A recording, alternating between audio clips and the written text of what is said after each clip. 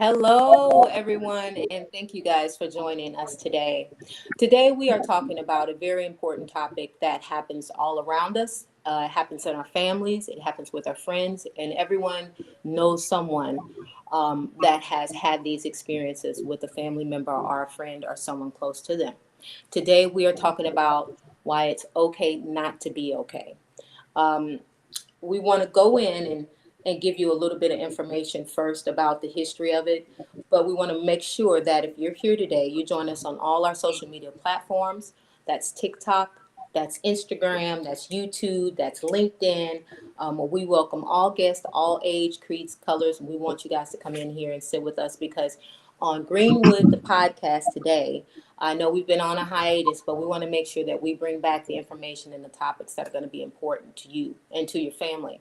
And again, today I'm going to let Flex go in and kick our intro, but today we're talking about a topic. If you have a friend or someone next to you, pull them in because we want to really get this information out there. There's been a lot in the news, a lot of suicides, a lot of people taking attempts on their life at early ages. And I think that we want to equip everybody today with the tools and a little bit of information to get started. So Flex, if you could go ahead and kick our intro for us, and then we'll get to introducing our guest.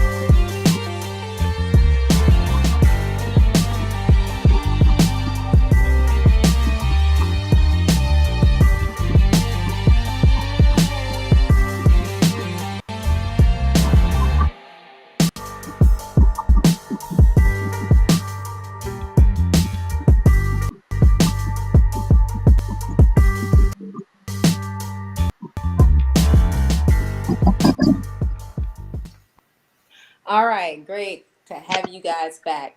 Now, first, I'm going to go ahead and introduce our guests that we have here today. We have Dr. Elizabeth Jennings and Dr. Rod Duckett. I'm going to have ladies first, of course, Miss Jennings, go ahead and introduce herself and let her tell us what her expertise are and her field of study. And Dr. Duckett, you can go right behind her. So go ahead, Miss Jennings. Awesome. Well, first of all, thank you so much for giving me the space to join you all today on the Greenwood podcast. Definitely excited to kind of share an very important topic. Just experience-wise, I am a occupational therapist by profession. That is what I have my doctorate in. But I'm also a mental health advocate. I am a life coach, a grief coach, personal development coach. I'm also a business owner. I have started a business called Remember You Matter Coaching, and I am the founder of a nonprofit called Boys Matter to Men, a mentorship program for boys ages 8 to 18, and extremely blessed to be here today. All right. Dr. Duckett.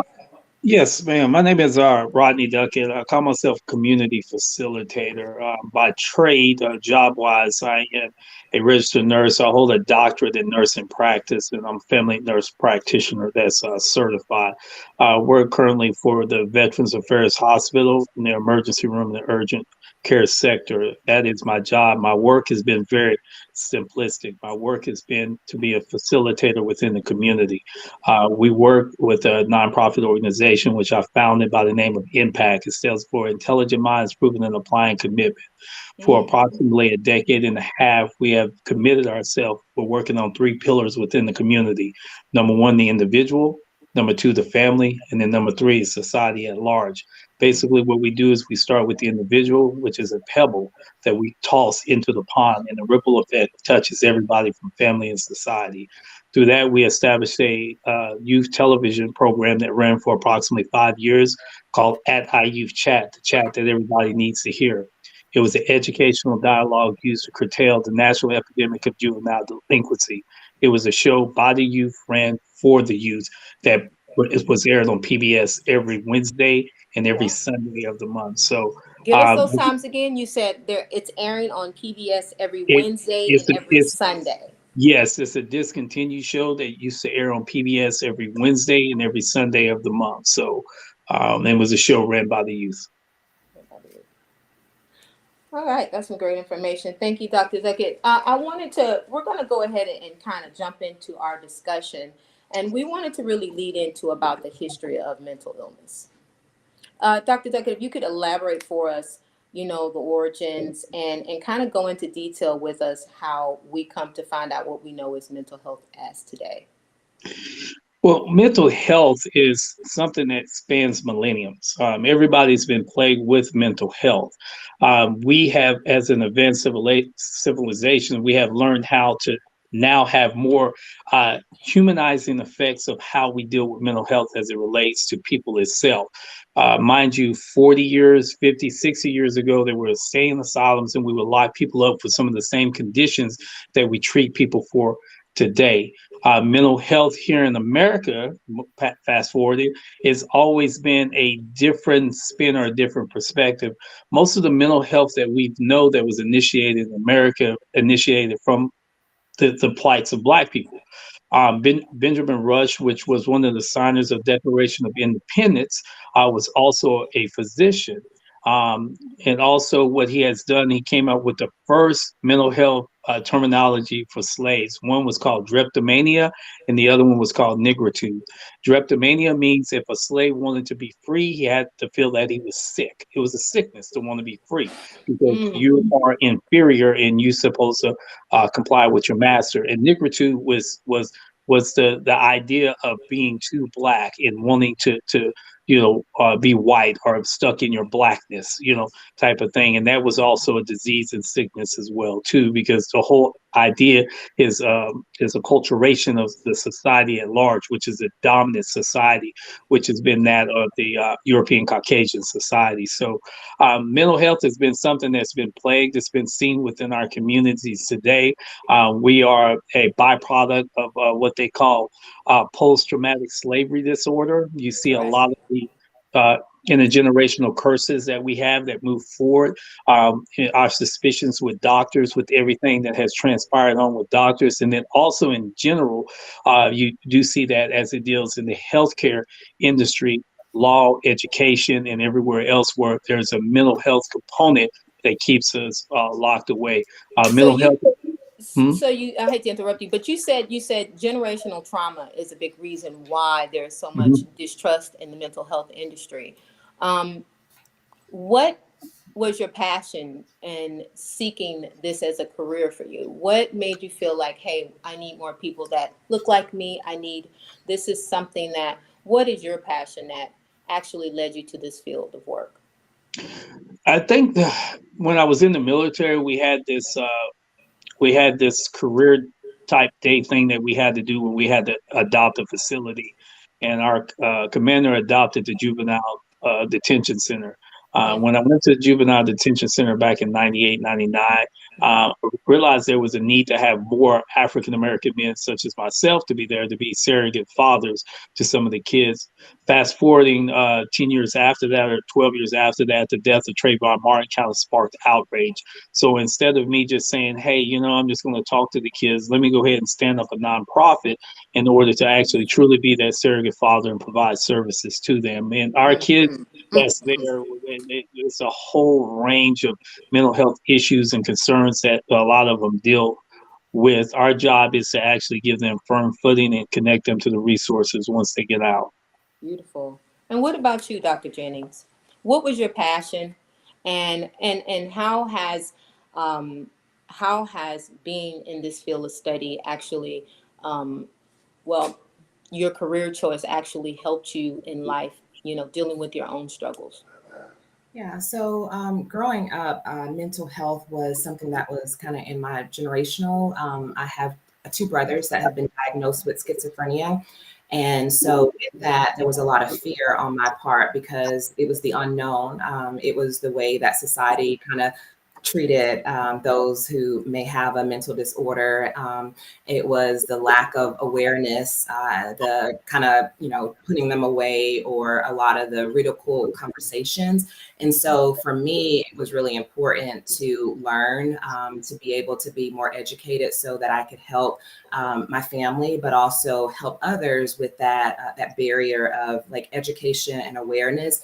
And so with that, with the field of occupational therapy, it allots me to be able to do multiple things, but an area that we can work in is in the psychological area. And so that has been kind of a passion in regards to working with veterans that I've worked with who might have struggled with post-traumatic stress disorder, different type of mental disabilities. Also with youth, I have 21 years of experience working with youth and seeing behavior versus mental dysfunction, and just learning how to not necessarily see the problem, but ways to work around it, solutions, ways to really educate the family so that they feel more empowered to be advocates for their children instead of just listening to everything that's said or repeating that cycle that I saw growing up. Mm, mm. So let me ask you a question. So you and your personal experiences, what are some of the things, the question I want to ask is, what is mental illness to just, what do you see? What I'm trying to say is that in our community, I think there's a lack of awareness of mental illness and the signs.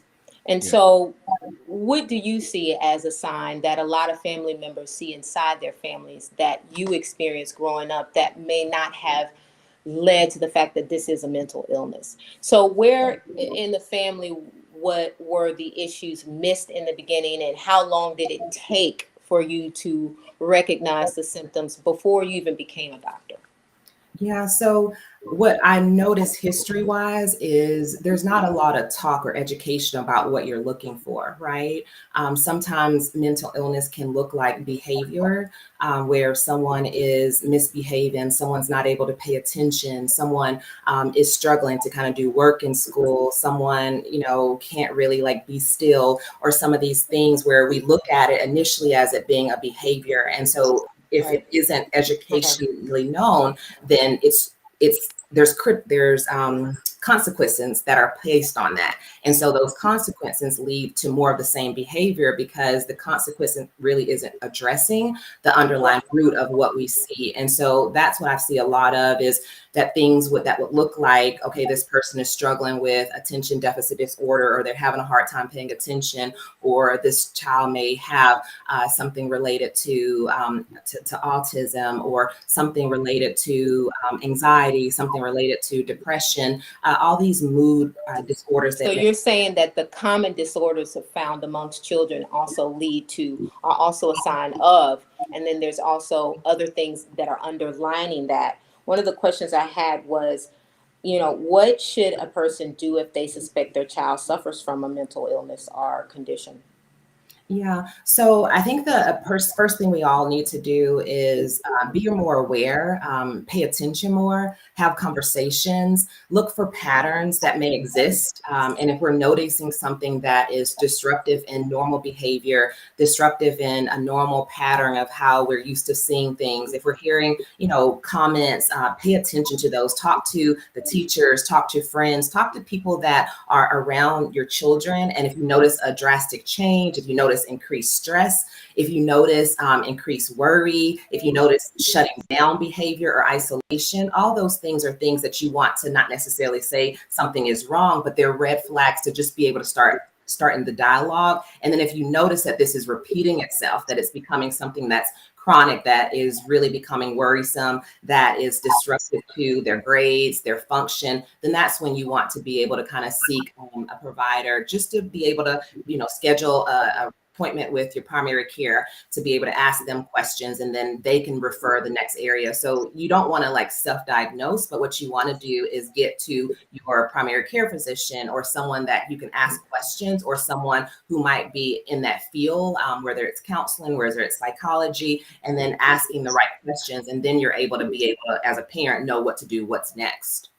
Dr. Duckett, would you like to add to that? And also, you and I talked previously, and we talked about the challenges that often parents face, and how diagnosing your child can be there. It's a tricky path. Is there anything that you'd like to elaborate on when it comes to, basically what a parent might experience? Well, first of all, with mental illness, it has its norms, and it has its abnorms. And what we have to do is begin to notice what the abnorms is. I compare mental illness to this right here. I say at least 97% of the people around the world have a mole, and a mole is harmless. But in due time, a mole can also turn into skin cancer. Mm-hmm. We check, we resource, we assess, we look over this mole in due times, and begin to notice a change. So we have a propensity to go in and see a dermatologist or a doctor about this mole. And 9 times out of 10, they're able to catch that skin cancer. Mm-hmm. Mental health is pretty much the same way, but the only difference is we have a tendency not to ask someone truly how they're doing.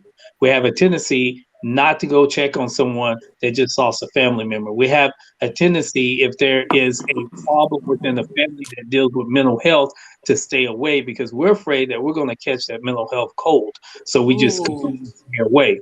So mental health is something that you can't catch. Mental health is something that you can actually learn from. Support systems, and also in return with that is open up a dialogue where people are actually talking about it. The more and more people talk about mental health, the more and more incidents of people committing suicide will drop.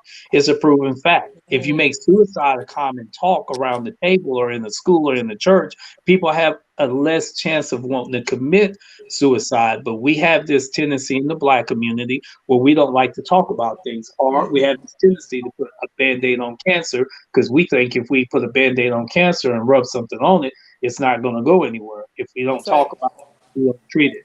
So the biggest thing about mental health is identifying that there is a problem, there is a need, and then open up that door for people to come in and support and help, or get them the help that they need. Hey, here's a question for you both. I know you kind of gave a list of what could be signs, and I've heard some of them. But what about issues or difficulty sleeping? I know a lot of people that deal with that. Have you heard, or do you know if that can be a sign? Oh yeah, insomnia is a big sign of mental. See, the mind is the only thing that doesn't take a break. It runs and it runs and it runs and it never stops. And a lot of mental health is all about the mind. And one of the first warning signs is sleep disruption. When you can't even turn your body off and your mind off for a brief period of time to relax because your mind is on hyperdrive. It could be anxiety, it could be depression, it could be psychosis. So yes, sleep deprivation, insomnia is some of the telltale warning signs. What about self-medication with recreational drugs? Ah, Marijuana. It's kind of unique because a lot of people say that marijuana works good with depression, but I differ with that. I don't think marijuana works good with depression. The marijuana abusive amounts of marijuana can cause psychosis. So and we have to be careful with that. Anything that you put in your body in abundance is not good for your body. If I take too much vitamin C, I get scurvy, which is an old disease. Okay, and it's from vitamin C. If I take too many aspirin, my blood gets too thin. I can bleed out. And the same thing is true with marijuana. If you smoke too much marijuana, there's a lot of things that happen. Psychosis is one of the things that's happened. It's real prevalent in the black community because there's a lot of abuse of marijuana. It's no longer recreational. It's used every single day for Okay. every single incident. That's why you laugh when I said recreational, because it's not. People wake up, they smoke. They go to sleep, they smoke. So it is a constant for them. And so I can appreciate that. And do you believe that a lot of the incidents that we've seen in the media, just recently, I believe Miss Alabama was in Miami and she took a drug. She'd already had some issues with depression, and it pushed her to a level where she jumped off of a building. Um, Go ahead.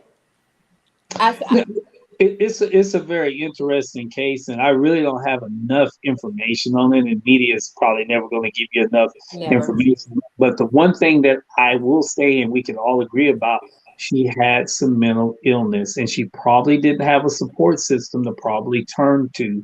And for that young lady to be so far Mm, along where she had that's to good. take something from the outside and put it inside to possibly cause her to commit suicide, give her the strength to commit suicide, or alter her perception of reality, is not a good thing. It's really not a good thing. And there's no reason why a wonderful, beautiful, bright, intelligent woman with a great future ahead of her had to come to succumb to something so horrific. Yeah, I think a lot of times, because we don't know the initial warning signs, we focus more on the things that we think becomes problem, right? The recreational drug use or the end result of what we're seeing instead of the early warning signs. I think that case in particular really talks about, underneath before, when you think about the pressures that may exist to be in the limelight, to always have to produce, to always have to show up. If I were to think about youth and thinking about, let's say that they have expectations from their parents about, making good grades or getting in the best school, these type of pressures can actually lead to, they become the start of what kind of can trigger some mental illness in regards to panic, in regards to anxiety, in regards to, not feeling good enough. And so it starts mild, but then it escalates, and it's not really we usually see the end result of what may have kind of been the culprit of it, but we don't really see the start of where this happens. And that's really important because that's when we can really start addressing it and reducing some of that. When we talk about the end result of suicide, like that is not where it started, right? It Right. goes way back to, where we're seeing isolation. Was there a lot of pressure? Was, multiple things going on? Is it feeling like they, aren't good enough? When those thoughts happen at that point, that's when a discussion has to happen. And so I think our reason for coming on here is to really, go back to those initial conversations that need to happen. Those initial, not just, you're making good grades, you're keeping up with everything's okay. Really asking, how are you doing? This has to be a lot on your plate. I noticed that you're not taking any breaks. I noticed that you're not engaging in normal activities that someone your age would be engaging in. Really inquiring about how are you feeling doing that. That's a really amazing place to start, because you start to actually show this person who may be struggling in silence, how to kind of start having their voice. There's one quick, yeah. I think this is a great time for us to go into um, something that you shared with us personally, and you said you were okay sharing with us this evening. These issues have also struck you in your home. And if you can you share with our audience your experience, and let us know that how, as a mother, you work through um, these issues, and how you helped diagnose and how you became an advocate for your son as well. And we do see the questions in the comments, and we're going to also answer your questions closer to the end. We want to make sure we get a lot of this important information in. And I just really wanted to start with Dr. Jennings, you and your experience in your own home. If you could you share with us? Yes, thank you for that.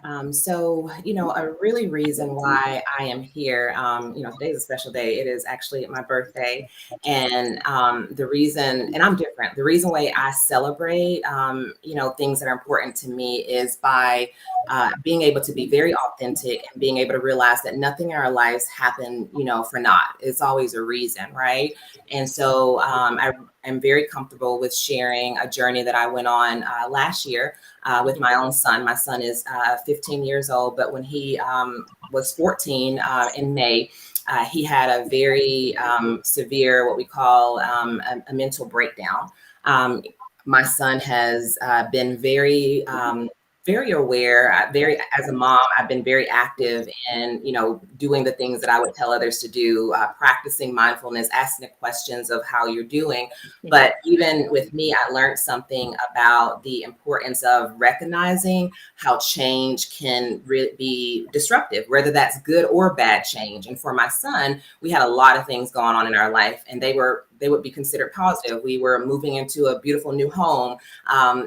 But with a new home, there comes changes in friendships. There comes changes in schools. There comes, pressures of getting everything packed and making sure you're on a time schedule. And so sometimes with those changes, it can be easy to be focused on the tasks that you need to take care of and not really paying attention to how much this change can weigh on different people. One person may be able to adapt well to a change in situation, and another person may not. And so for my son, after a while, we realized that these changes became a bit much for him. And the reason why we started seeing this is he had a very severe emotional and mental breakdown where he one moment was normal, and then the next morning he just I came home from an event and he was just talking in numbers. And that's all that would come out. And so first it was like, you need some sleep, because he was going without sleep for a while. So we talked about that earlier.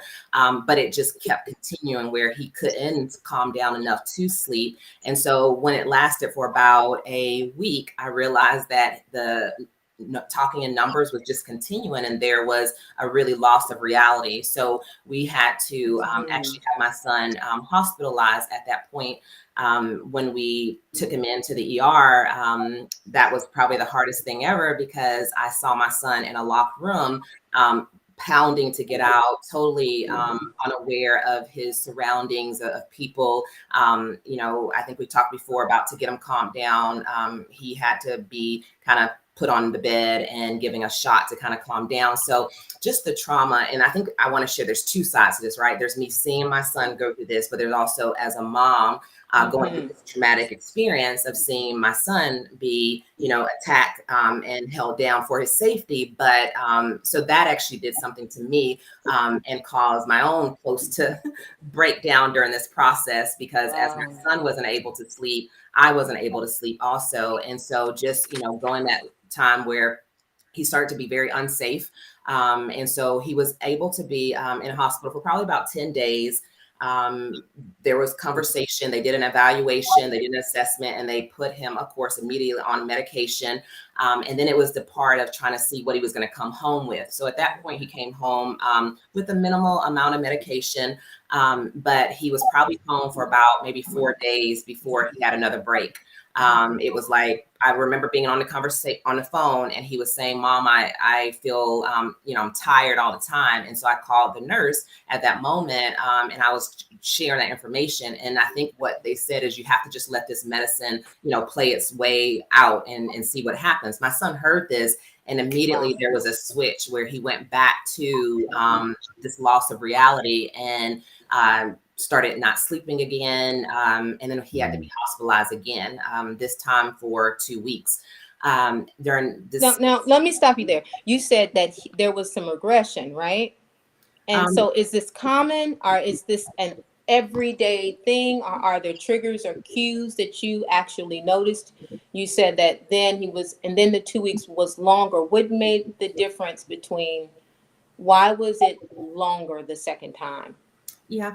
So this was still a part of, he was still in this fragile state. When someone has had an emotional or mental breakdown, they're still in a fragile state where anything can be susceptible to trigger another point. And so there is a So risk. when they leave the hospital, they're not fine. I think people are confused that they've gotten what they needed while they were there on these quote unquote 72-hour holds that you hear everybody talk about. Oh, they put this person on a 72-hour hold, and this is, and then I think a lot of misconception inside the Black community is that once you're out, you know, they did what they did. They gave you some medicine. Oh, you'll be okay.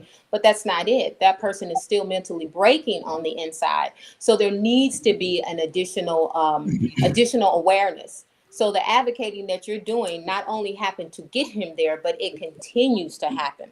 Go ahead. I'm sorry, I didn't mean to cut you off. I just wanted to point that out. Yeah, no, that was a very important part. Once he was rehospitalized, there's certain places that make things better, and there's certain places that make things worse. And sad enough, not all of our systems are set up to be the most conducive to recovery for our youth or for adults that are seeking help. I can definitely say that this second area that my son was placed in was not conducive for help. So as a mom who is educated and very have always been an advocate, they kind of came to the wrong person. So initially there were some things that I just love wasn't it. right as a mom. When I first, got there, they told me you only can talk to your son maybe 2 times a week. And I said, Oh, no wow. way. Oh, wow. Will talk to my son. So it was the rule. The nurses clearly said he won't even know that he's not talking to you. I was very offended by that because I know that the connection and it was one of those where if this was a mom that didn't know and she was told it really doesn't matter if your son hears your voice, they would have just accepted that. And so the importance of understanding that that's not true, connections matter. And when we're dealing with mental health, there is a level of the subconscious and the unconsciousness where people can know whether someone's believing in you, whether there's hope, whether there is the possibility, and those things really do matter. The support system that we're talking about, whether that person can hear your voice, it connects to all the things that are mentally can kind of help support us. So I went to the head of that facility and was able to talk to who I needed to, and they were like, this mom will get to talk to her son every single day. We'll make sure of that. And so it was just things that I had to kind of fight to make sure it happened. When it came to the information, I was very much tracking medication that was given to my son. At times, it was inaccurately given to me. What was the amount that was given? So I'd have to follow up, and then they'd be like, "Oh, we made a mistake. We're sorry." And so just to kind of know, because if they said that they increased the meds, it makes you think, okay, he must have had a really rough night, and so you're thinking what's going on. So to be that careless on sharing information, the importance of really, if you are working with our children or with adults and you're relaying information, take it serious. This is not something that's less of a condition than if someone were to have a physical injury. So it should be taken very seriously when you're delivering information and you're walking through things. There were times that my son was supposed to get, therapy and treatment, that it didn't happen.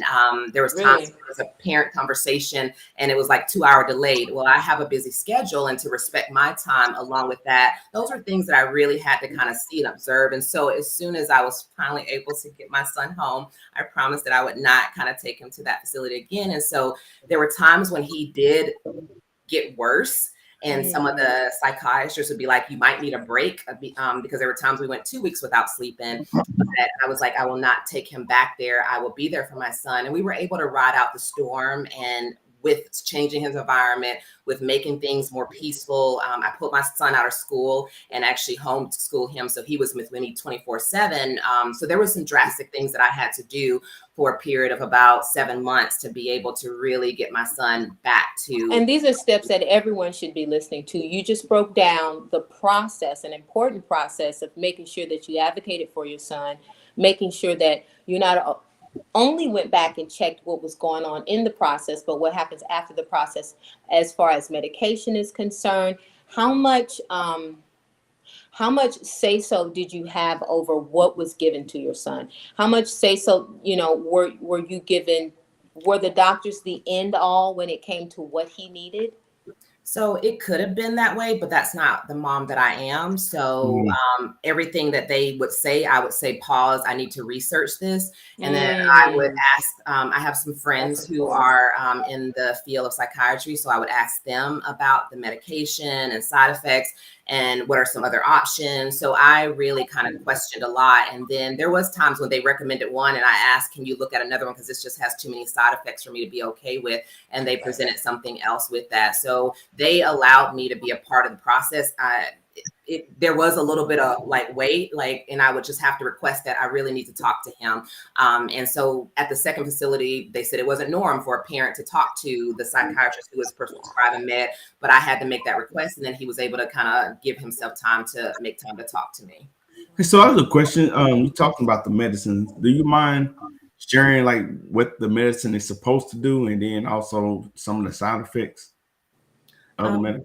yeah, so initially my son was put on probably about 8 different medications. Wow.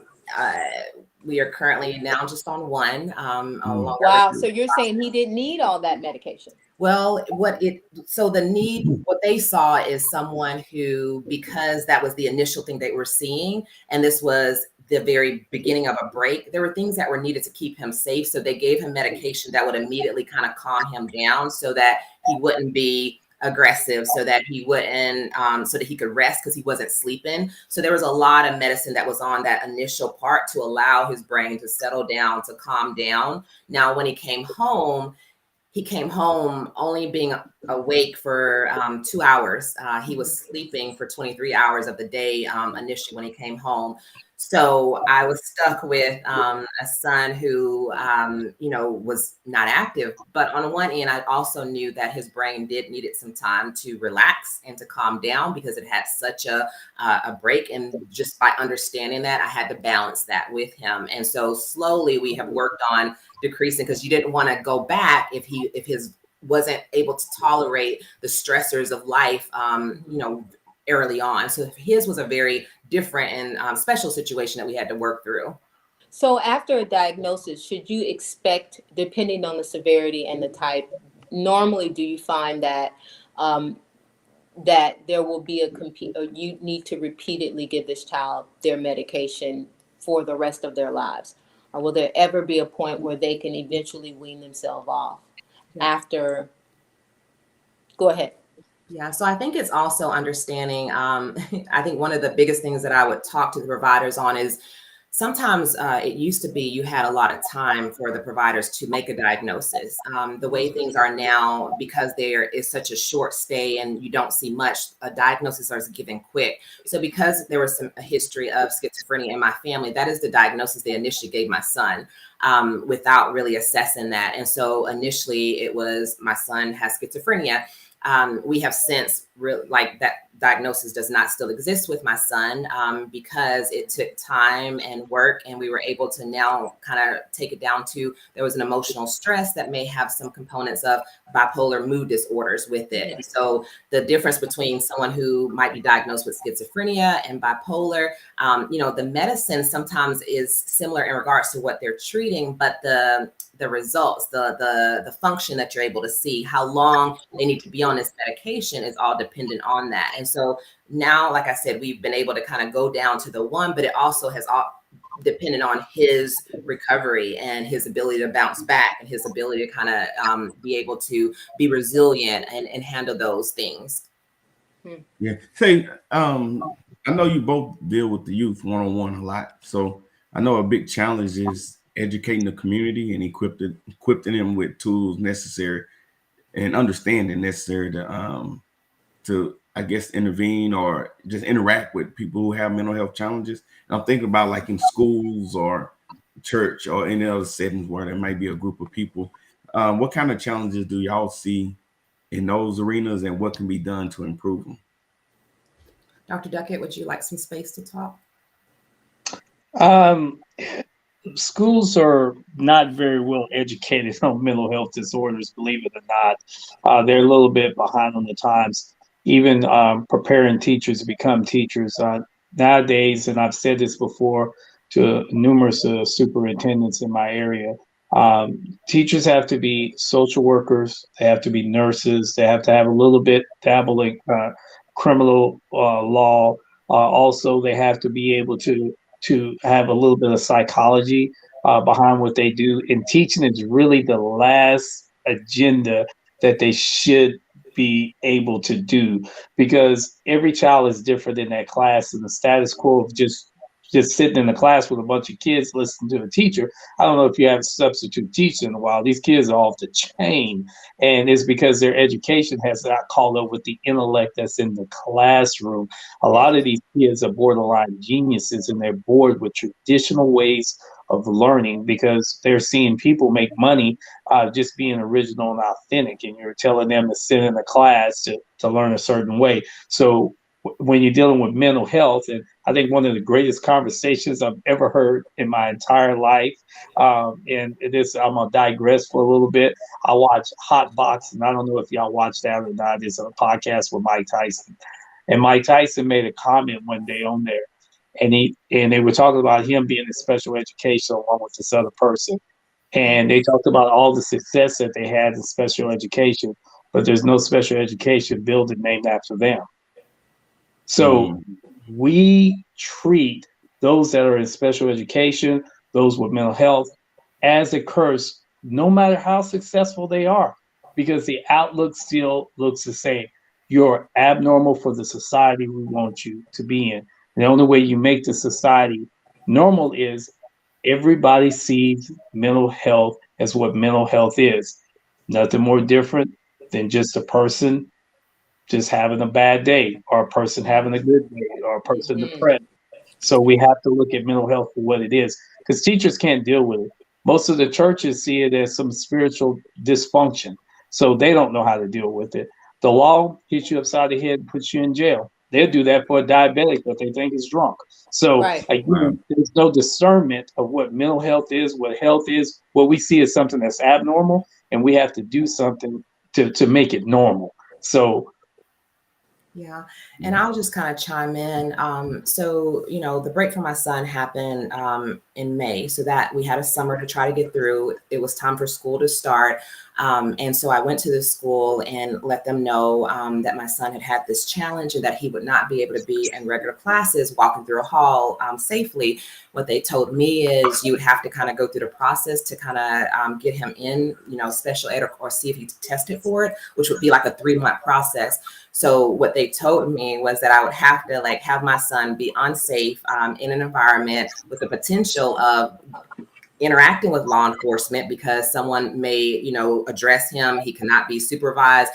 They had nothing available. And so that was we're walking out right now. And so I was forced to kind of do homeschooling because of that situation. I know not everyone has that opportunity, but so I had to change my life to be able to adjust to that. I work quite a bit, but I had to, change that and have them with me because the school, it was not going to be a safety place. So that was the first thing that became a very big red flag that there has to be some alternative for parents who can't just pull their son out, because this is why we see kids that get in the system that are rehospitalized that don't really get the proper care when they are in a fragile state, when it's not a permanent thing because they never had the right intervention early on.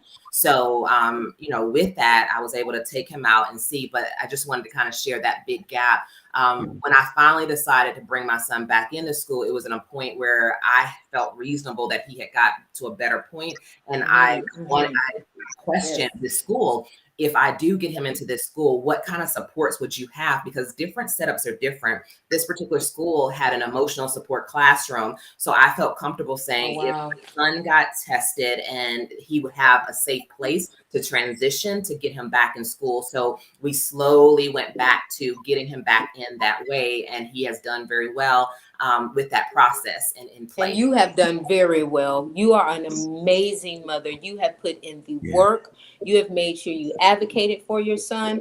One of the questions that I have for you is, during this process, you said there were a lot of changes. You also said you had to take him out of school and homeschool him, and you understand that not everybody can do that. But then at the end of the day, I know that you are also going through this process with him, and yourself, you had somewhat of a mental break because of all the things that are happening at once. My question is, what did you do to protect your own mental health, and what type of self-care did you provide in order to make sure that, okay, I need to put on my oxygen mask first in order to save the person in the seat next to me? Yeah, that's a very good question. So, my faith is very strong, and that's what grounds me. And so, along this journey, there were certain people who really didn't know what was going on. I'm a very private person, but there was a few people who, at the very initial part of this, started sending me some scriptures, and it was actually preparation. It would say, you know, don't believe what you're being. Some people would have dreams of me, and they would send it early on. They were like, "You came to me a dream. Something said, don't believe what's in your history. It's not going to be that." So the power of faith and the power of, you know, the ability of the Holy Spirit to move through people to encourage us and guard us, I saw that like I've never seen it before. And these people, like I would be in church and be getting this text message from someone who's saying, this is what I try to avoid it, but I need to tell you this, please don't think, and because they didn't know what was going on. And it was right at what I needed at the very beginning. Someone else was on vacation in California and was like, you came to me. It was a gentleman. You came to me. I need to like give you this scriptures to stand on for some reason that you're going to go through. So with that, what my spirit told me is to don't do this in silence.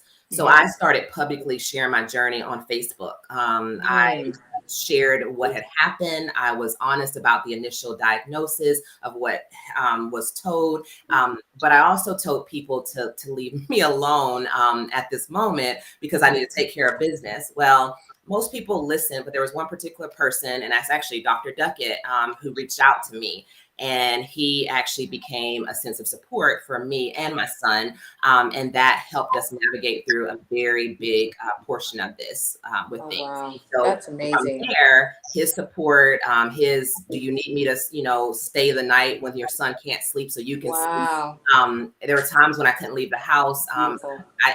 He asked what you need. I said, I remember sharing, I need water and watermelon one time. And he made sure I had that for the kids and myself. So it's simple things like that, but that support system became very vital for me being able to have someone that not only and it improved your mental health. So basically, having the support system was a catalyst to improving your mental health and not realizing that it's just a burden. There's somebody else that knows that you're walking this, and they're going to go and they say, hey, do you need something? Hey, do you?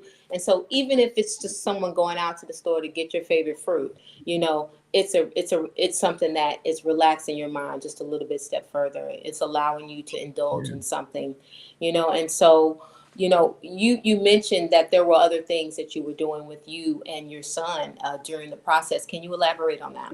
Yeah. So because I know that I needed to, you know, I teach time management. So my son was going to go on this journey with me. And so I knew I needed to be his coach along this journey, along with his mom for myself. So I actually got us both a personal trainer who was amazing.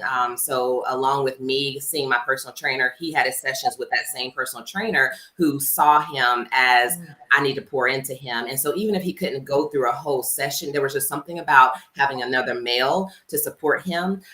The other thing, because at that point I had a program, which was Boys Matter to Men, where men are connected to mentors. Well, during that process, I realized I couldn't be all to my son. So I reached out to the very program that I created to get men to support my son. And so along with Dr. Duckett, there was one time he said, I had a dream about your son, and he was wearing a suit, and he was, you know, it doesn't have to look a certain way. He doesn't have to be academic to be successful. He could be a hands-on. So I heard that, it planted in my spirit. So we bought this suit for him and planned a photo shoot for my son.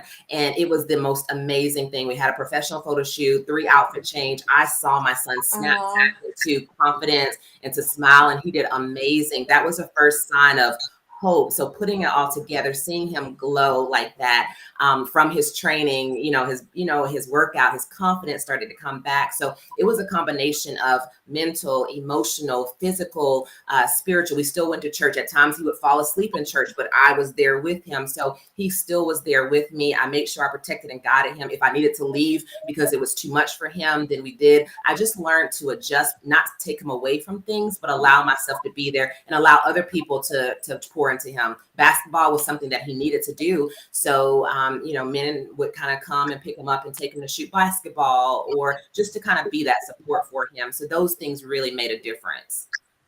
That's good. That's good. Yeah. Go ahead, Flex. I do want to ask Dr. Go Jennings, how is your son and how is the day-to-day now? Yeah, so my son is doing amazing. Every day I find myself teary-eyed at his progression, just to hear what was said by providers. I had to change. We didn't keep the same psychiatrist. I think that was something I had to share initially when we saw the psychiatrist. He told me, you just need to apply for Social Security. And I was like, can you treat my son? And he obviously wouldn't. And so I had to change. And I found someone who was more relatable, who role played with my son. And he is an amazing counselor. And that kind of hands-on approach really made a difference. My son recently, Dr. Duffy does things in the community, so we connect now. And he had a fashion show for our young men. My son was in that fashion show, so he was able to rock the runway. Wow. Just the confidence of that. So that was a moment that happened for Black History where it was. And there was beautiful women that he got to walk down the stage. That pride of, I'm sure that boosted his confidence.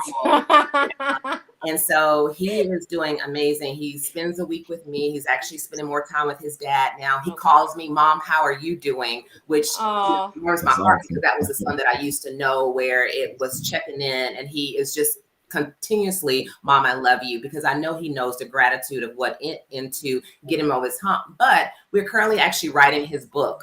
We are writing a book called Don't Quit, where it's about mental health, his journey, and how for teens to be able to encourage them to not give up.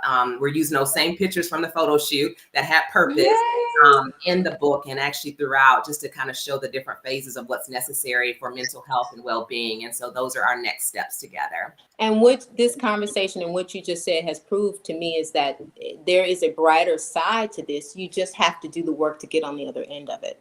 Yeah. So, that those things, they don't last for long as you implement the tools and you self-advocate, you do the work, you take care of yourself, and you utilize the support around you. Yeah. And you definitely have an amazing, not necessarily a recipe, because I think you found out what fits for you and your family, but you definitely adopted a lot of the tools that you had accessible to you in order to make your journey successful. And I think that, you being on this platform today and allowing us to hear your story, allowing us to understand what the struggle was, the long nights, the regression, are, having to go back, but understanding that there can be a brighter day. I think that's important. I think that's what a lot of people, I think it was Dr. Duckett that said earlier, they see it, we see mental illness as a disease. We see it as, oh no, let's stay away from them. And it's especially in certain communities, it is true, it's frowned upon. It's the dirty little secret in the basement. And so, I think that for families all around, in order to get to better and healthier mental families, we need to address these topics. We need to have people like Dr. Jennings here, Dr. Duckett here, that aren't afraid to share their stories and their testimonies. Ms. Jennings, your testimony it's amazing. It has our chat room lighting up. People, they can see the other side of it just through your smile when you talk about the photo shoot. Dr. Duckett didn't tell us about the fashion show, so we missed out on that one. I could have been in the fashion show.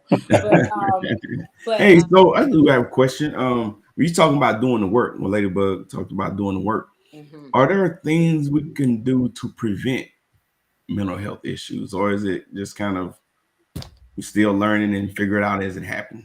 Yeah, no. So can I share? So Yes. two things that I have developed. I'm one of those where when an attack comes, because I've having a lot of attacks in my life, I need to turn pain, purpose out of pain, right? And so Right. along the way, there was two ideas that I had previously. The one thing, because Boys Married to Men and mentorship was so important through this journey, I was able to take this program and turn it into a nonprofit. And so to really allow it to have more weight. I know we talked before about the churches. I must say that I was able to present this idea to my church, and my church has partnered with me to bring Boys Matter to Men to their church so that we can expand it and pilot it and see how this would look in other churches so that boys have support, because that's the first thing. And not just for boys, but just I know that's one area that I just want to kind of touch on. The other thing that was really important to me is understanding, as a mental health advocate, I know the importance and a coach of balance in all of our areas in prevention. So there was another initiative that I was able to partner with my church and actually launch. It's called Stability Matters. And what it is, it's a mental health and community integrative wellness program. So the goal is that we will focus on more preventive methods. And this goes by education, where the first thing, people have to know what the signs are. People have to be able to live a more balanced life that incorporates more physical, mental, emotional breaks. And, knowing even with your schedule, how can you put this into your life? For our youth, what are ways that we can tap into taking them off of the screen time and really getting more conversations, more engagement, to where they're able to address and verbalize what's going on, so that we can hear when there are warning signs being said or shown, or people are more aware. And so with Stability Matters, that is the goal, that we actually go into the churches, bring providers who are skilled to be able to do the journey, and that we start working together. So it's not a one church thing, it's not a separate community thing, but we're bringing those together to plan out monthly sessions, workshops that are small group, and like a hybrid platform where we could have daily inspiration, where you're able to kind of plug in and receive encouragement on your physical, your mental, so that you have a place where you can tap in when you're starting to feel, oh, I just can't get out of bed. Let me turn this on because I know I'm going to find my motivation here. Or if you have accountability partner within this network, oh, I know this person either is going to, check because they haven't heard from me in a while. So really creating a system that allows that. So prevention wise, Gerard, is very important. And yes, there are things that we can do, but it requires being aware. What are the signs when you can't get out of bed? What does that mean? Is it just that I'm tired, or is it really that there's just a heavy amount of pressure, or I'm, at close to burnout? Being able to identify these things through education and then figuring out what's the next step is what's going to be really important. What's the one thing you wish you'd have known before you had to go through this process yourself? What's the one thing you wish you'd have known in the beginning before going through this process? I am okay. I think it's also understand there's times when you can do everything right and it still goes wrong. And I think that's why our topic is there. It is okay to not be okay. It is okay to not have all the answers. It is okay for life to pull the rug under you, because you can get back up. I could definitely say that I've been a very proactive person. And so I had to learn to give myself grace and not to blame myself for something that I didn't do, but more so, okay, this is where we're at. How can we learn from this and move on? Because I think that's what a lot of people did initially, is they're automatically kind of assuming what might have happened, when I could have spent energy defending that, but that was wasted energy, right? It was more important to maintain my stability at that point and try to move forward to what I can do be solution oriented with that. That's amazing. That's dope. That's dope. That's amazing. Dr. Ducker, you have anything to add? And I do have one more question if you want to add to that.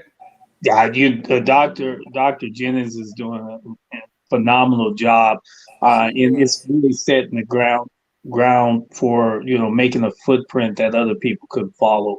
A lot of times people make a footprint and they go nowhere, but what she's doing is she's bringing this to the heart, which is the churches. And I'll say this: churches sometimes are not equipped for health issues.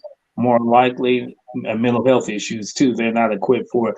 But what she's doing is she's actually bridging that gap. So that way it'll be more conducive for people to get the help after they receive the spiritual help. It's all about keeping everything aligned, mind, body, spirit, and emotion. And a lot of it has to happen through the church. Yeah. So, do you think we could benefit from, probably an easy question, that we could benefit from more people in our community choosing that profession? Do we need more? Oh Yeah. yeah, definitely, definitely. And it's not even necessarily going out and getting a degree. It is going out and probably getting a certification. It's going out for as a school teacher and say, "Hey, I want to get a certification." Police officers, believe it or not, most of them only have to do like 12 hours of mental health. 12 hours, and they deal with probably 80% of mental health issues, if not higher. And they Yeah. have to do 12 hours of mental health a year. I think it should be more of 120 hours. I agree. I I think agree. police officers should be hired with a associate's degree in social work and psychology, you I know. agree. So again, that's where the change has to happen, for more people not necessarily getting the degree, but also just getting the training to understand. So, Right. Okay. What are the certifications you're talking about that we can go out and get other than a degree? well, there's different certifications that you have. Like for us through the VA, there's different mental health certification that you have. The best one that I found is peer support counselor. Anyone like, say, for Mm. instance, Dr. Jennings' son would be wonderful to be peer support because he could work with another child that might be going through similar things just like him. He only knows how to relate to that, so he'll know how that person feels. Dr. Jennings will know how that parent may feel and the decisions they may have to make. So, peer support specialist is a phenomenal certification that you can also get. There's also mental health certifications and behavioral health certifications that's combined together. Most of these are what they kind of call continuous education classes that you can get at your local community college. College. Hmm. And then also you can link up with like the facility in our area, university in our area, has additional continuing education classes where their students will actually come out and help out in some of the arenas that's dealing with that because they need to get that training as well too. So Wow. And then for parents, even some of the trainings that I would go through professionally, parents are invited to participate in those 2 or 3 day trainings that, address mental awareness or just different areas. So being able to kind of look at some of the options that exist in regards to continuing ed, it's a really great thing for parents to do also, just so they can increase their awareness. The one thing I want to say is, sometimes we feel if this isn't like affecting me right now, then I don't need to know about it. I can close my eyes or close my Right. ears to it.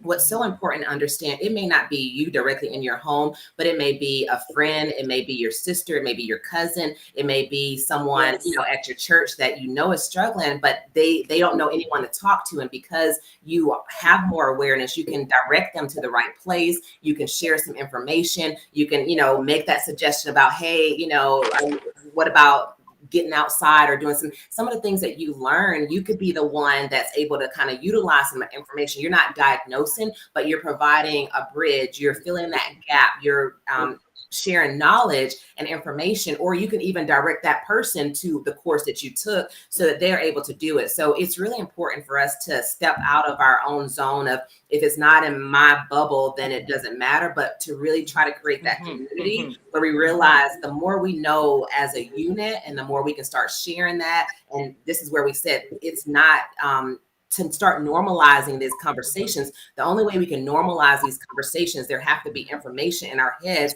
that we feel comfortable talking about. Or if we don't know, then it's okay to ask those questions. That's become so vital. There's no such thing as a dumb question. And that is really true. The dumb question is the one that isn't asked. Yeah, that's good. And I Someone know, mentioned in the chat, they did mention NAMI does a free training and provides yes. support to parents as well. Thank you. What other support systems that you guys can think of that could be readily available, such as NAMI? And go ahead, anybody jump in. Yeah, so the school systems, if you inquire about it, some of them do provide through their counseling information that's available for parents. Some of them have parent care, parent support groups. So really plugging into those. And if you Yeah. have a question or you have a topic, you can take that topic to the coordinator and they will get that information. A lot of times people are planning things in a bubble, but if we learn to, you know what, I want to know more about this, I would advise them to go to their school counselor, because usually they're the ones that plan and coordinate things with the parent support group, get connected to that. That's one area for parents in schools.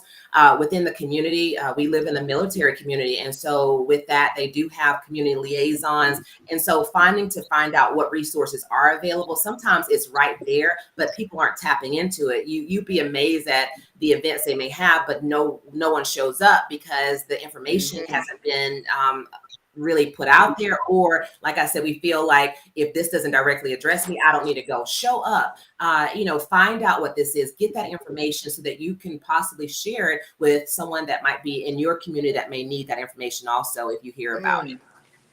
Yeah, that's good. That's good. And I know we're getting ready to transition here, but I do have one more question I want to ask. I know it doesn't discriminate. Anyone can have challenges with mental health, but is there a certain demographic that you see it more prevalent in, maybe gender or races, or I don't know? Dr. Duckett, do you want to take that I, question? I think across the board, everybody deals with mental health, and it's at a very high rate. Um, Typically, what I have seen in my demographics has been a lot of African American men, especially between the ages of about 14 all the way up to about in their 60s. So it is very vast that I see. And the older they get, the worse it becomes sometimes because the generation that I come from, we hide a lot, because my father hid a lot. So we hide a lot. And then the younger generations, because there's the absence of the father home disorder, they have a tendency to put out a lot. You be able to see a lot of the mental health theatrics that's called. So, but yeah, normally it's African American men that I see now. It's very prevalent too with the women, and I think with women is because women are kind of designed for this to be able to handle the load that's given to them. Most women are multitaskers. They can run a household, take care of children, hold two jobs down, and somehow in between all that, you know. But men somehow it just compounds, and when it compounds when it's men, it is a major explosion, more than anything. So Really? yeah, yeah. So would you say that it remains hidden more in men, or does it remain hidden more in women? Sounds like it's hidden more in women. No, women have always had a support group. A girlfriend will call a girlfriend up to have a conversation Okay. about what's happening in her life. But guys, less likely, to call up another guy and talk about issues or concerns. It's just seen as a sign of weakness. It really is. It's seen as a Yeah. sign. Mm. Not too many guys is gonna call up another guy and say someone just broke my heart and I feel like I'm gonna jump off a bridge. It just doesn't happen, because they don't Yeah. laugh at them, or they become the running joke in the barbershop. So Yeah. Good point. Dr. Jennings, I know you was going to say something. Yeah. Yeah, I think I saw just a question in regards to that, and just sharing a little bit more personal information. Prior to this with my son, I've struggled with panic attacks, my own series of anxiety disorder, of things that I kind of have worked through. And so when this situation came, I think someone asked, can you be successful and still have, those mental underlying illness things? I'm very successful in my professional life, but emotionally, those areas weren't tend to initially before I got on this journey. And that's when I started actually doing coaching certifications. And that helped me because you have to be your own life coach. And so I learned and really started studying more about my mental well-being and taking care of that. And so over the process, I've done a lot of work to improve that. But to that question that appeared, yes, you can be successful and mask the things that are going on. But what usually happens is at some point, there is a buildup and there can be an explosion from all this happening. And that's usually what leads to the more severe versions of anxiety, or on the opposite end of depression, and some of the response that we might see, like severe of suicide, because it becomes too much for someone to bear of what they're dealing with and not feeling like they can have support. So one of the things that I did initially when this started is, along with finding counseling for my son, I started counseling too. And I have been in That's great. That is great.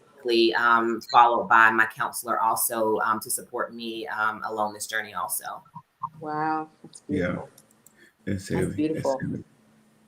Flex, we have some information we definitely wanted to share with them about some upcoming events you guys are going to be a part of.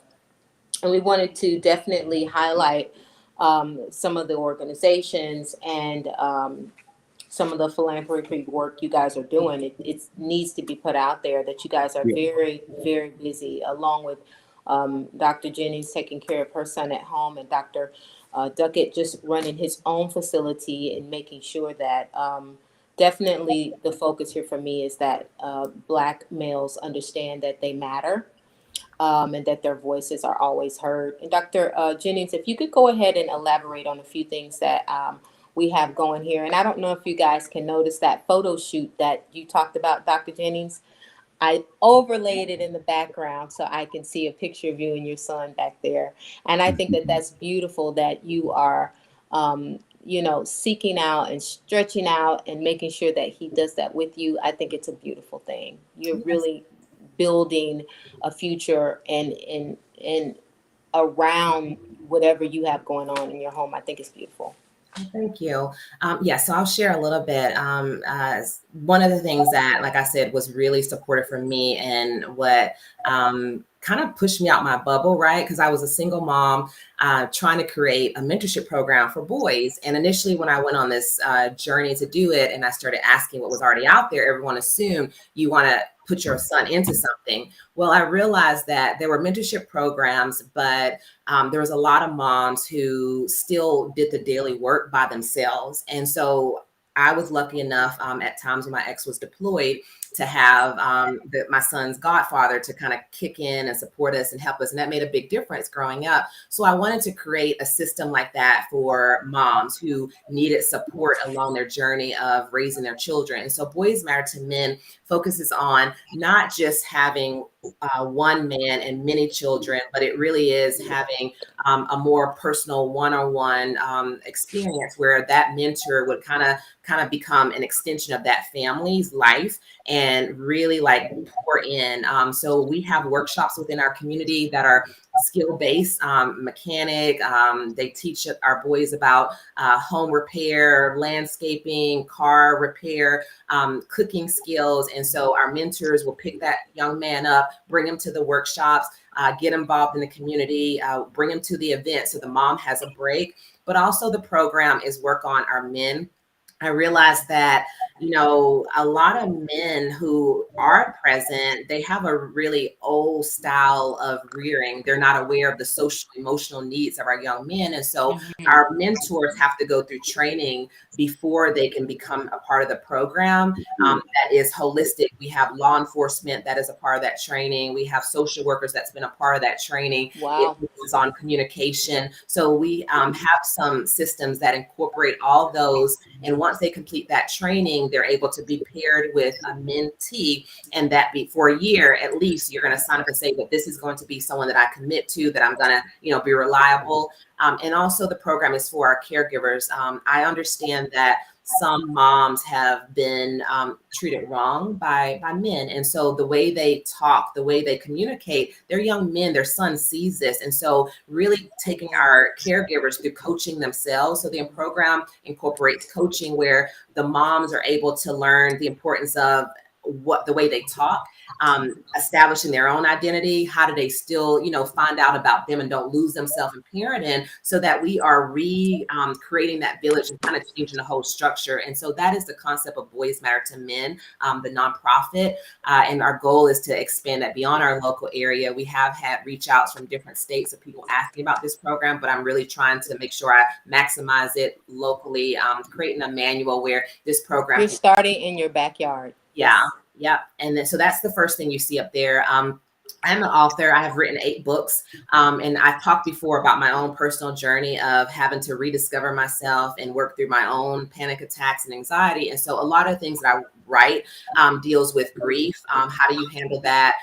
Different stages of life. How do you still, manage and still allow yourself to be successful, and not saying that I have to wait for something, where you can live your best life now, and also heal along that process. So I do a lot of work on emotional healing. How do you bring balance in your life? And that's what a lot of my books are, that are out. And those are available on Amazon. If you just looked up Dr. Jennings, you'll see my author page that has the different 8 books. I do have a children's book out also. My kids actually helped me to illustrate that one. It's about test taking anxiety and using mindfulness techniques. And so they're a part of that journey also. And so you will find that too. And then coaching wise, Remember You Matter Coaching is my website, and you'll find the connections to everything that is connected to me on that site at www.rememberyoumattercoaching.com.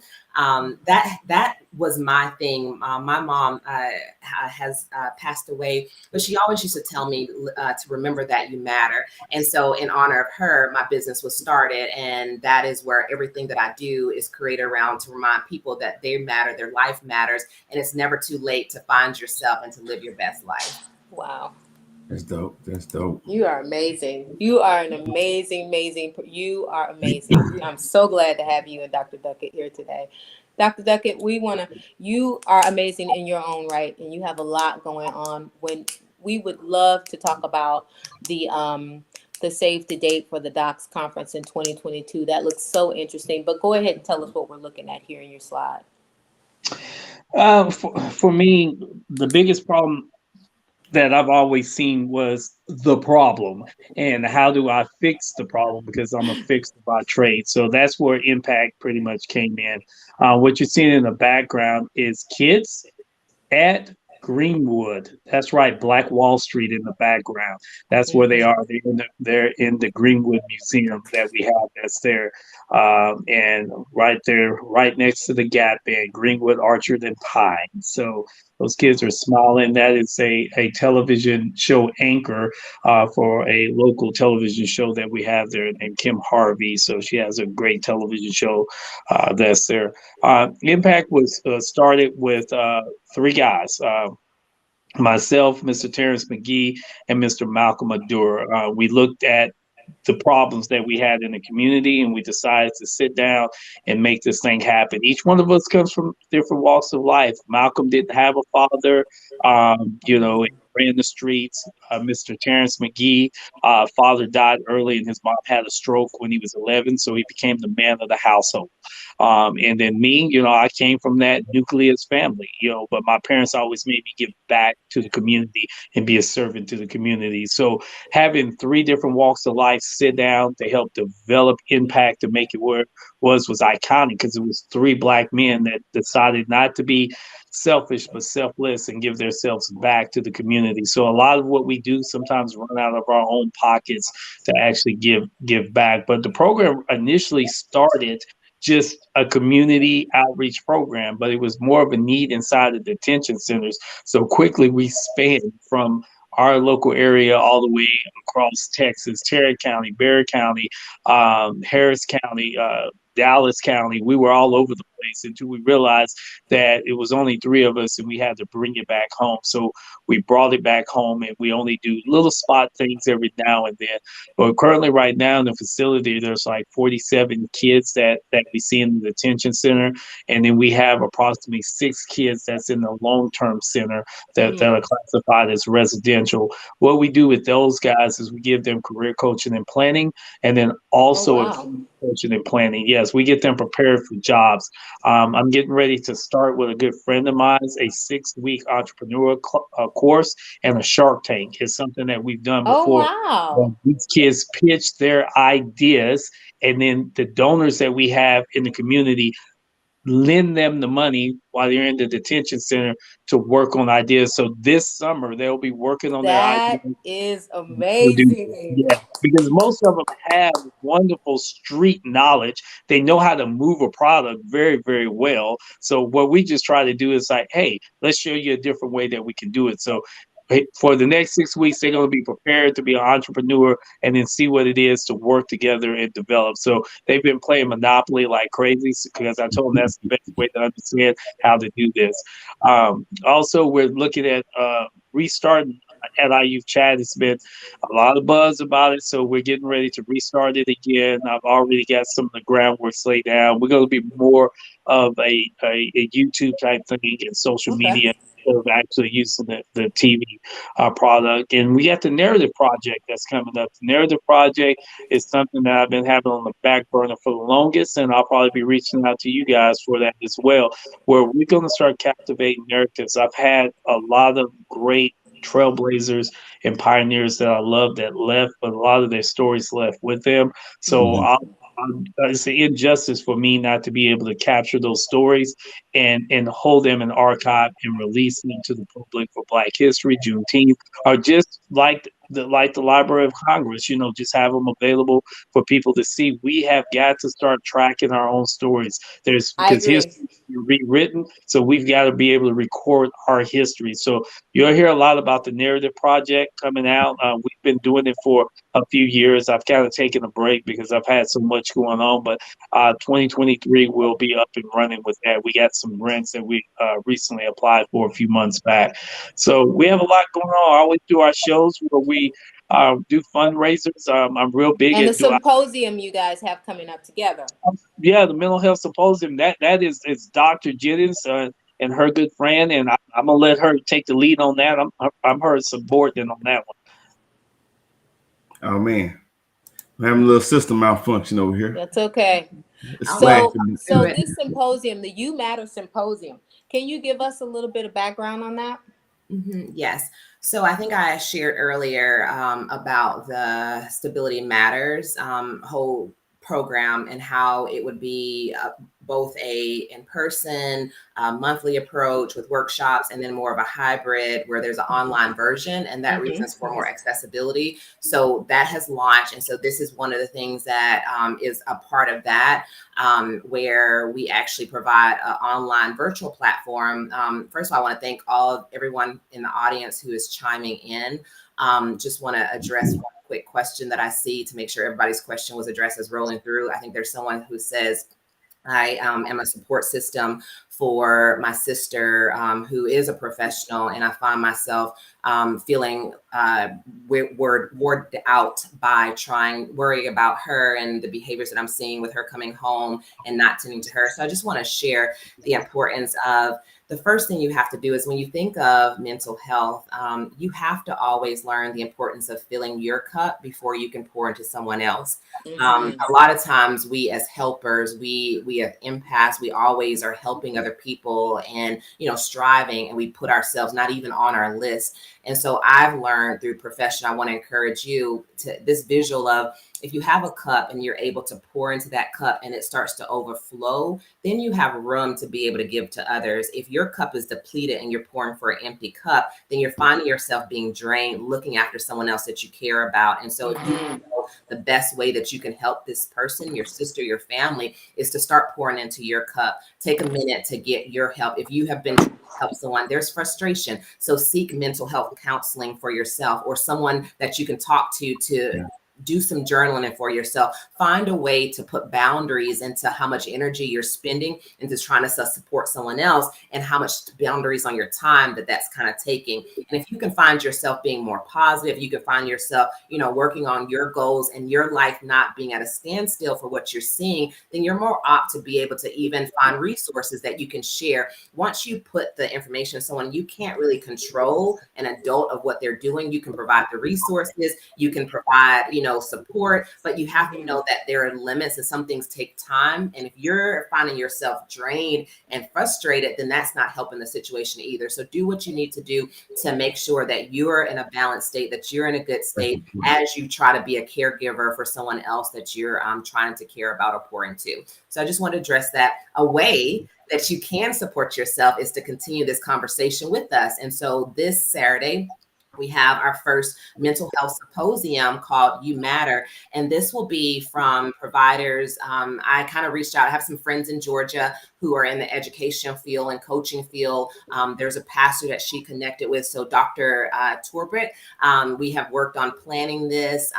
Pastor Turner is going to work on showing what are the stresses that we deal with in education for our teachers, for pastors, or for people who are in the church in regards to family and divorces and just domestic violence. All these things have increased. So we want to figure out what has been the stressors leading to these things, and not just the problem, but what are some solutions. I will be addressing in the workforce.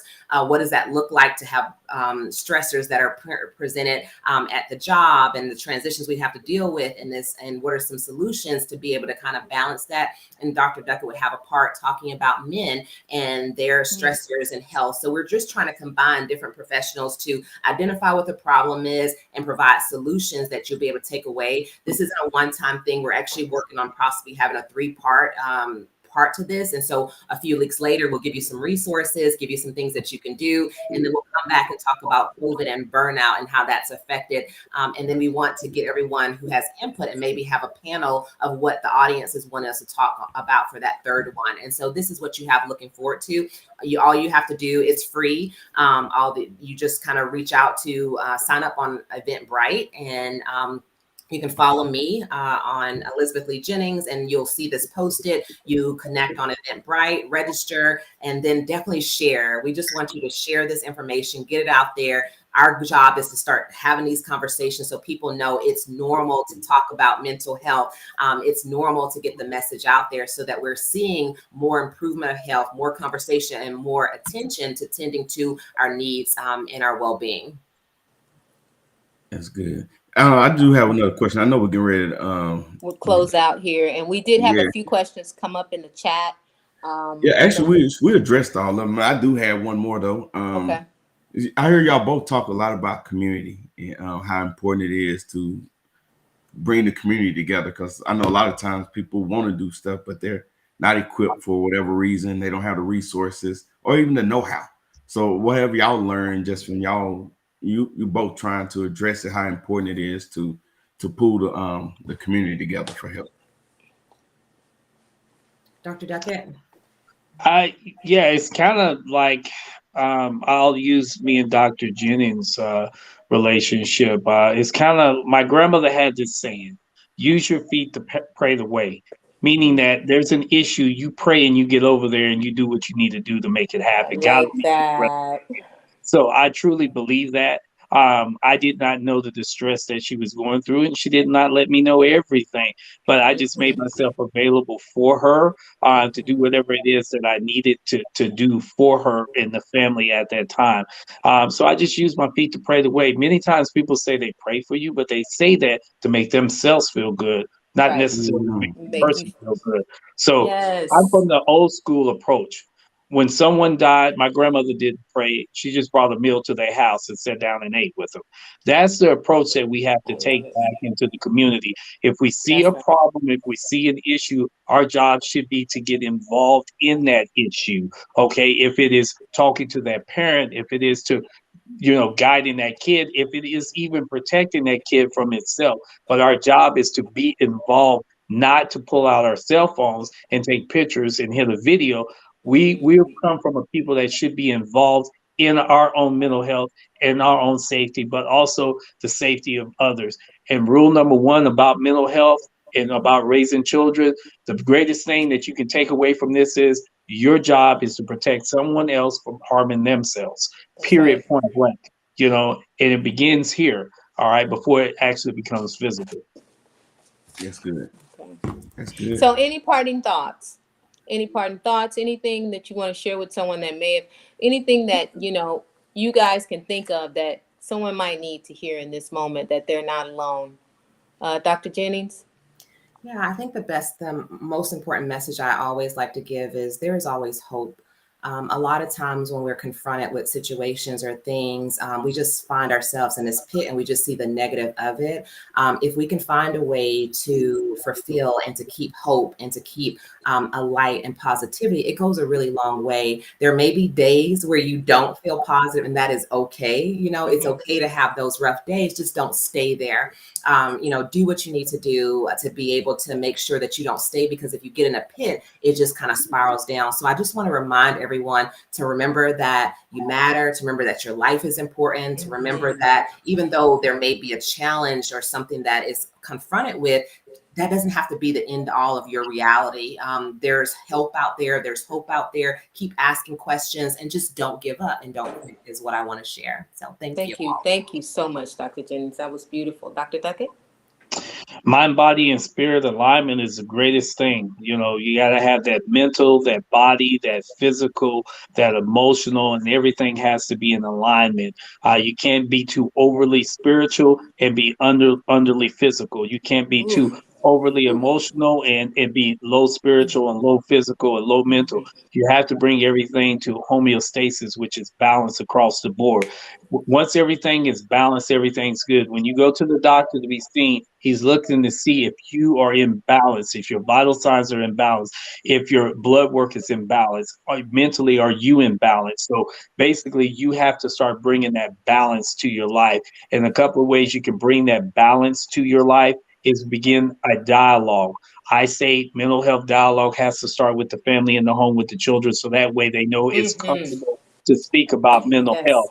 The other balance that we have to do with this is we got to begin to check our social networks. Many of us are connecting to people and friends that mean us no good. So we've got to be able to discontinue those type of relationships, because those that Beautiful. control the mind actually cultivates and plants the seeds in the minds and ultimately into the bodies and spirits and souls of the people that we deal with. So we've got to keep all of this in alignment. And the only way that we do this is through active communication, because good friends identify bad friends long before you can identify them. So balance is a key. Homeostasis is a key. Keeping everything in alignment is a key. Just the same way as check engine lights come on, you go take your car to get checked. When your check engine light come on, you need to go see a mental health specialist or a counselor or a good friend or a spiritual advisor, or go see your doctor, or go to behavioral health. You need to go ahead and see those blinkers and those warning signs that go off, because it's that important. It's critical. It's critical. So no more silence in your home. Black people don't talk about money, and they don't talk about mental health, and they don't talk about health. We got to change those dynamics. It has to be a paradigm shift across the board. And I advise each and every one of you to tell 10 friends to come on to this mental health symposium, because it's That's needed right. in the Black community right now. It's needed in the white community right now. It's needed in the culture of America Yes. right now. So tell some people about it and be a part of it. That Pass was the amazing. collection plate. That was Right. amazing. You guys were amazing. Well, we want to thank you again for coming on tonight. Flex is going to definitely roll the outro again, and he's going to make sure that he flashes the symposium date. Again, this is a free event. You guys, please take down the information. Even if you think you might need it, even if you feel like you're overexposed, we have someone that sat here with us today and told us a very important story and how she made it and how she's working through it every day. Yeah. Happy birthday, Dr. Jennings. Happy Thank you for spending time birthday! with us. Yeah. Beautiful, Hey, smart, dedicated. You deserve it all. hey, I'm just gonna say this. So this is the first time I've been waiting to hear her. I love the way she say y'all. So you hear it because somebody else. But I love it. Okay. Hey, thank you both for It's joining just us. natural. Thank you all. Yeah, It is adorable. I love Georgia, it. Georgia. Yeah, that's the Georgia. And thank you both for joining us and being willing to use our platform to share in such an important topic. My takeaway real quick, Dr. Jennings, is when you said you got to make sure that you're okay before you can help someone else. Ladybug, you talked about putting your oxygen mask on first, and that was in response to the question that we had in the chat about someone being frustrated because they can't help someone else. And this is just how we are in this society. I know we want to do what we can to help other folks, but sometimes if we're not equipped, we can make matters worse. So Right. I'm a firm believer in the subject matter experts helping when they can and where they need. Yes, and we definitely have experts with us today. Absolutely. And we appreciate you guys. You guys were amazing, and nothing but grace to everything that you do and you're doing for the community. Because remember, all this work starts in our backyard. So definitely. Thank you. Thank you. Thank Thank you you. all. All right, Flex, roll the outro.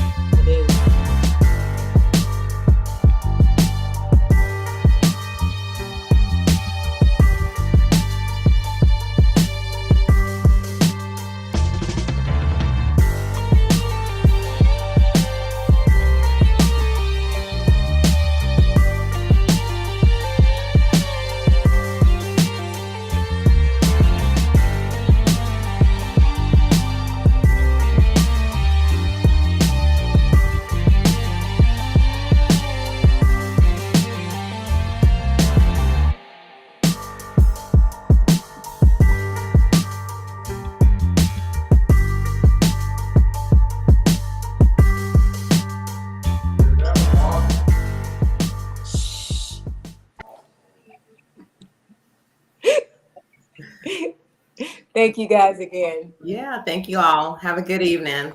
Have a good Thank evening, you. Thank you. everybody. Until next time, Greenwood. Yes. Bye-bye. Bye-bye. You guys stay on for a second. I'm by myself. It says live. All right.